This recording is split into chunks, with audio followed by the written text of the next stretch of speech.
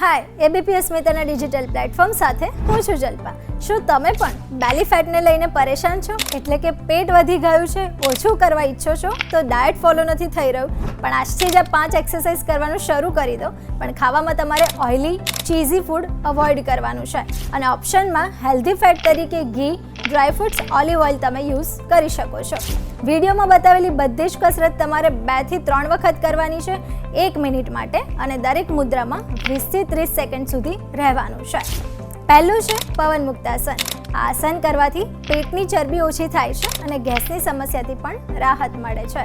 બીજું છે નૌકાસન એટલે કે બોટ પોઝ.